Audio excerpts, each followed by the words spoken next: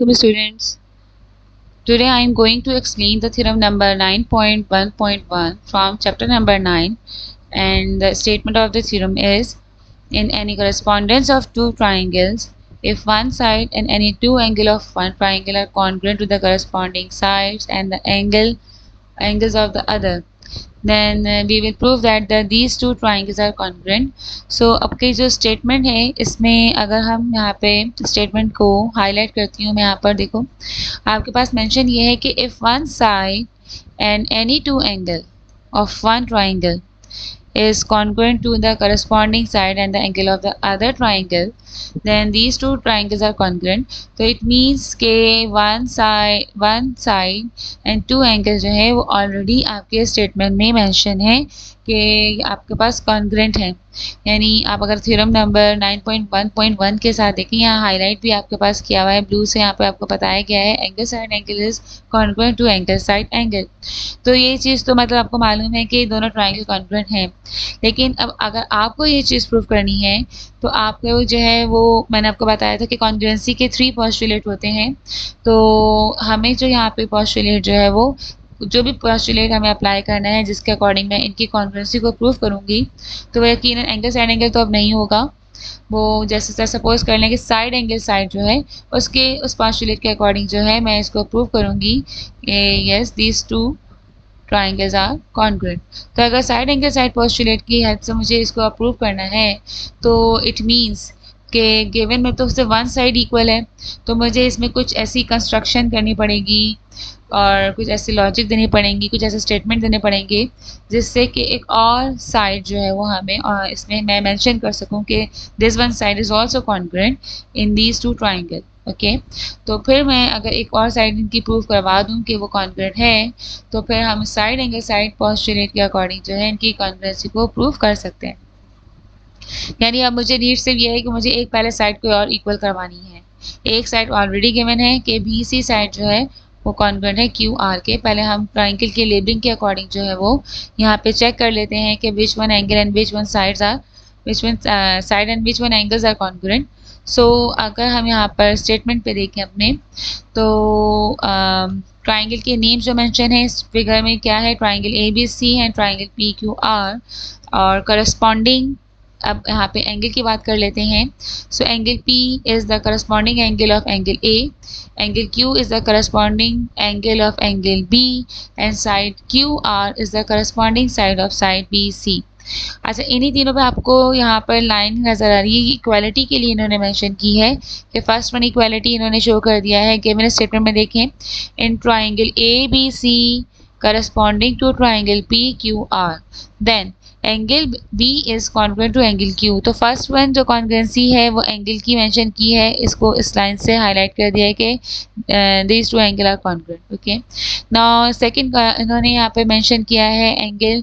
अच्छा, यहाँ पे इन्होंने हर साइड लिखी हुई है लेकिन फिगर के अकॉर्डिंग सेकंड थिंग जो इन्होंने प्रूफ किया इक्वालिटी के लिए वो क्या है कि angle A is congruent to angle P, वो भी यहाँ के में मेंशन है। And the third one is side BC is congruent to side QR, और ये भी हमारे पास मेंशन है in given statement. Now okay, we have to prove that these two triangle are congruent. तो हमने टू प्रूव दैट के heading में यहाँ मेंशन कर दिया है कि ट्राइंगल ABC जो है वो हमें प्रूव करनी है कि triangle ABC is congruent to triangle PQR, ये चीज़ हमें प्रूव करनी है। सो इसको प्रूव करने के लिए we do some construction, and construction में जस्ट हमने सपोजिशन ली है A। We suppose that if the side AB is not congruent to side PQ। यानी स्टार्टिंग में समझे हमने अभी एज्यूम कर लिया है कि एक और साइड मैंने कंसिडर की है जो कि गिवन से जिसका कोई वो नहीं है, गिवन के अलावा है ये साइड।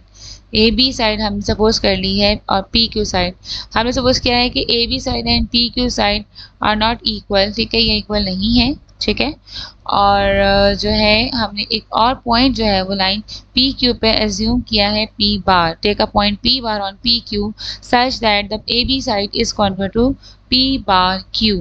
तो यहाँ पे आपको देखें फिगर में मेंशन भी किया हुआ है एक पॉइंट P जो कि गिवन पॉइंट था और एक पॉइंट P बार। तो ये P बार पॉइंट हमारी असम्पशन है, हमारी सपोजिशन है। हमें अगर देखिए सपोजिशन हम इसलिए ले रहे हैं, पहले से थोड़ा सा आपको मतलब माइंड में आप ये देखें, आप बिठा लें कि हम ये चीज़ कर क्यों रहे हैं, ये चीज़ सपोजिशन ले क्यों रहे हैं। असल में देखें हमें तो अभी सवाए साइड पी सी और क्यू आर के नहीं पता कि कौन कोई और साइड कॉन्ग्रुएंट है भी कि नहीं है, ठीक है। तो हम यहाँ पे जो सपोजिशन ले रहे हैं, हम अभी एक और पॉइंट पी बार ले रहे हैं और हम एज्यूम कर रहे हैं कि क्यू पी बार जो है वो साइड ए बी के इक्वल है। ये हमारी सपोजिशन है, लेकिन ये सपोजिशन जो है हमारी, ये हमें प्रूव कर देगी कि पी बार पॉइंट जो मैंने इसको इक्वल करवाया है पी बार क्यू को साइड को ए बी के, तो पी बार पॉइंट कोई सेपरेट पॉइंट नहीं है, बल्कि वो असल में पी ही पॉइंट है। यानी ये पोजीशन जो मैंने इसके अलग मेंशन की है वो बाद में खुद ब खुद पॉइंट मूव करके जो है पी बार पे कंसाइड कर जाएगा, जिससे कि हम ये प्रूव कर देंगे कि now the side A B is congruent to side Q P. तो हमें इस तरह से एक और साइड जो है वो दोनों में जो है वो इक्वल मिल जाएगी, क्योंकि मैंने आपको स्टार्टिंग में जैसे कि बताया कि हमें भी इनकी कॉन्ग्रुएंसी को ही प्रूव करना है, but with the help of another postulate. और पोस्टुलेट मैंने कौन सा कहा था, साइड एंगल साइड। सो इसलिए अब यहाँ देखो कि ये तो हमारी एजम्पशन है, इसको अभी ऐसे ही रहने दें। इसको जब हम यूज़ करेंगे आगे स्टेटमेंट में तो देखते हैं फिर क्या करना है। हमने पॉइंट पी बार को जो एज्यूम किया है उसको हमने जो है वो ज्वाइन कर दिया है आर से, तो जैसे हमें एक और न्यू ट्राइंगल फॉर्म होती हुई यहाँ पे नज़र आ रही है, और उस ट्राइंगल का नेम क्या है, Q R P bar. Now move to the statement. Now in statement number 1, triangle ABC is congruent to triangle ABC corresponding to triangle P Q R. पहले हम करस्पॉन्ड करवा के देख रहे हैं आपकी गिवन ट्राइंगल जो थी उसमें, ठीक है।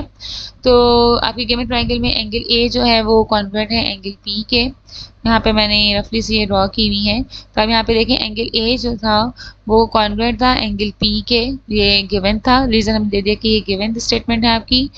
सेकेंड पॉइंट हमने यहाँ मैंशन किया है कि जो आपके पास साइड बी एंगल बी जो है वो कॉन्ग्रुएंट है एंगल क्यू के, ये भी हमारे पास गिवन स्टेटमेंट है, ओके।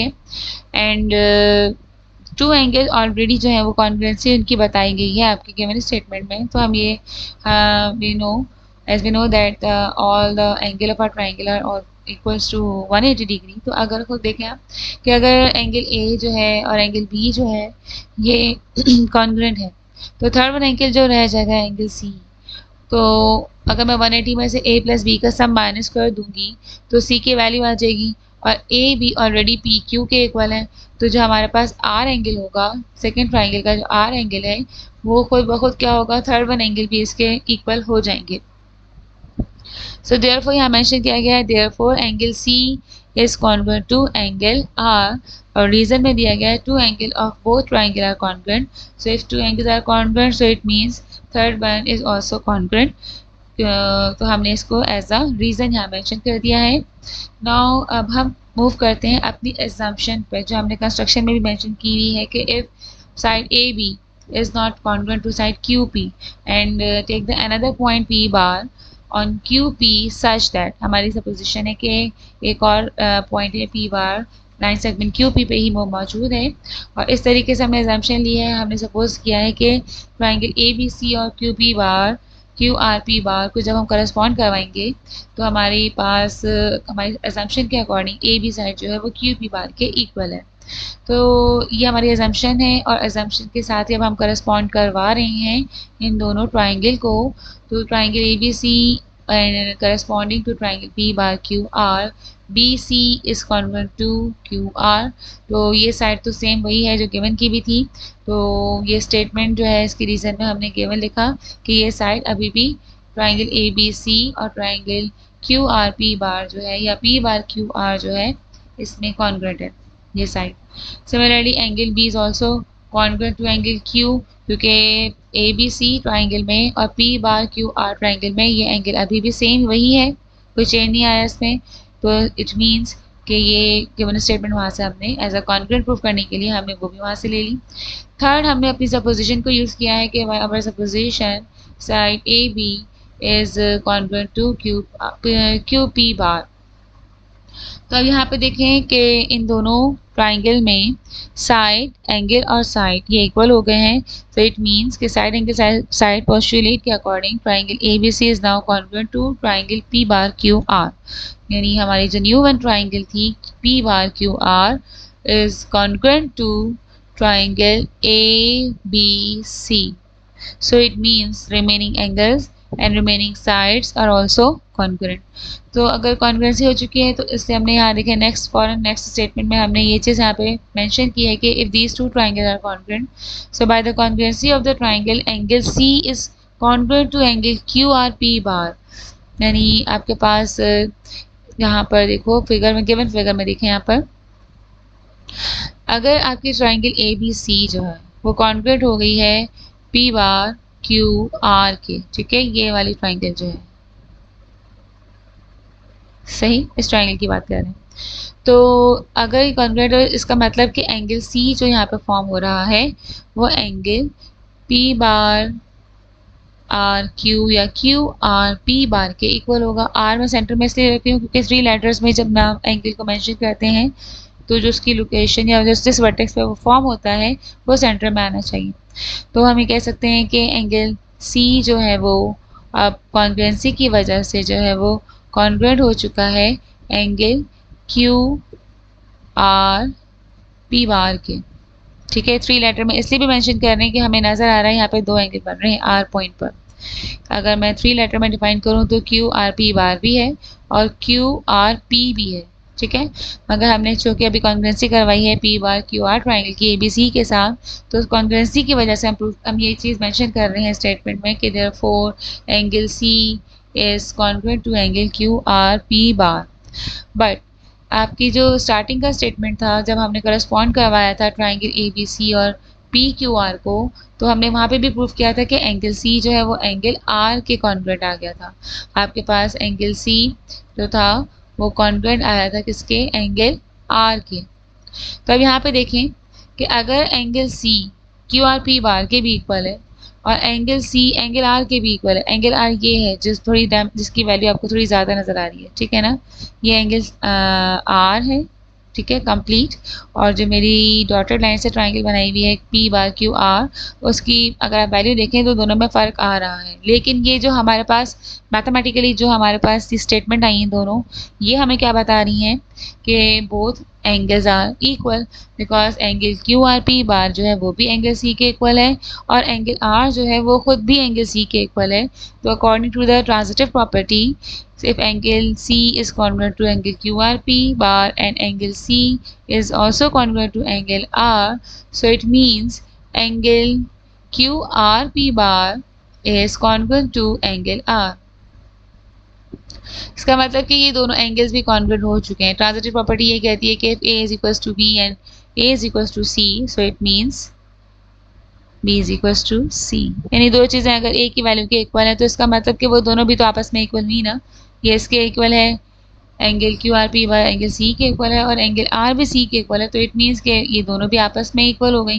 तो इसी तरह से कंपैरिजन जो होते हैं उसको हम बोलते हैं ट्रांजिटिव प्रॉपर्टी। तो यही अगर आप अपने स्टेटमेंट में देखें तो आपको मेंशन किया गया है angle but angle C is congruent to angle Q R P, so therefore angle QRP bar is congruent to angle QRP, transitive property of congruency। But ये पॉसिबल कब होगा, क्योंकि फिगर के अकॉर्डिंग तो हमें दोनों इक्वल बिल्कुल नज़र नहीं आ रहे हैं, दोनों की वैल्यू में डिफरेंस आ रहा है। तो इसका मतलब कि अगर हमारे स्टेटमेंट ट्रू है तो इसके अकॉर्डिंगली ये तभी पॉसिबल हो सकता है कि जब हमारी स्टेटमेंट जो है वो रॉन्ग हो जाए। यानी यहाँ पे ये समझ लो हमारे स्टेटमेंट में जो पॉइंट पी बार हमने अलग एज्यूम किया था, पी से हट के एज्यूम किया था, वो उसकी पोजीशन जो है वो पॉइंट पी पे ही है और दोनों कंसाइड कर रहे हैं, वो कोई डिफरेंट पॉइंट नहीं है बल्कि P bar point exact position उसकी पी ही है। ओके, तो यहाँ ये चीज़ हमने मेंशन कर दी, therefore it is only possible when the point P bar and P coincide, therefore R P bar is congruent to R P. यानी अगर एंगल की कॉन्ग्रुएंसी हो रही है, यानी ये दोनों एंगल अगर इक्वल हैं तो इसका मतलब कि पी बार पॉइंट जो वो यहाँ नहीं है बल्कि पी ही इसकी ओरिजिनल पोजीशन है जहाँ पे आपके पास जो है कॉन्ग्रुएंसी आ रही है दोनों एंगल्स की। तो एंगल की कॉन्ग्रुएंसी अगर आ रही है तो इट मीन्स के पॉइंट तो डिफरेंट हो ही नहीं सकता पी बार का, वो पी पोजीशन पर ही है। तो हमारे पास जो आपके पास लेंथ है पी आर या पी बार आर, ये डिफरेंट नहीं है बल्कि ये सेम हो गई है। ठीक है, तो अब ये सेम हो गई है।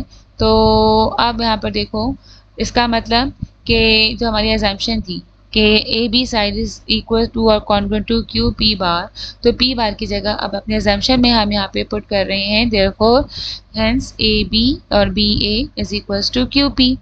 Y? Because P and P bar side. तो इसलिए अब यहाँ पे देखो कि हमने गिवन ट्राइंगल वाली वो साइड्स मिल गई कि ए बी साइड जो है वो क्यू पी के इक्वल हो चुकी है। और मैंने आपको स्टार्टिंग में बताया था कि जब मैंने एक और साइड इक्वल करवा देनी है, जब हम इसको प्रूव कर देंगे कि आपकी एक और साइड जो है वो इक्वल है, तो फिर with the help of side angle side postulate हम इनकी कॉन्ग्रुएंसी को प्रूव कर देंगे। तो जब साइड इक्वल हो गई है, सेकेंड वन साइड और इक्वल हो चुकी है, तो अब अगेन हम करस्पॉन्ड करवाएंगे अपने गिवन ट्राइंगल्स को। So in triangle A B C corresponding to triangle P Q R, B C is congruent to Q R, ये आपकी गिवन साइड है। And angle B is congruent to angle Q, ये भी आपका given angle है। Okay, ये दोनों given में से हमने स्टेटमेंट ली है, एक साइड और एक एंगल, और थर्ड हमने साइड अपनी जो हमने प्रूव की है उसको यहाँ पे मेंशन किया है। And side B A is equals to Q P and reason दे दिया गया है प्रूव अबव। तो therefore by using side angle side postulate we prove that the both triangles are also congruent. So I hope कि theorem जो है वो आपको आप समझ में आ गया होगा अच्छे से। इसके सारे जो स्टेटमेंट्स हैं, इसके सारे रीजंस और जो पोस्टुलेट हमने यहाँ पे यूज़ किए हैं, जो प्रॉपर्टीज जैसे कि ट्रांजिटिव प्रॉपर्टी। तो अगर कहीं भी आपको उससे रिलेटेड कोई क्वेश्चन करना हो या कोई स्टेटमेंट समझ ना आई हो तो आप मुझे कमेंट करके इसमें पूछ सकते हैं। सो इंशाल्लाह ये वीडियो आपके लिए बहुत हेल्पफुल रहेगी और मैंने प्रॉपर अपनी कोशिश की है कि इसकी एक एक जो इसकी स्टेटमेंट है उसको आप उसको अच्छे से अंडरस्टैंड कर लें, कोई कंफ्यूजन ना रहे आपकी। सो अगर आपको वीडियो पसंद आई हो so don't forget to like my video and subscribe my channel. Okay, thank you. Allah Hafiz.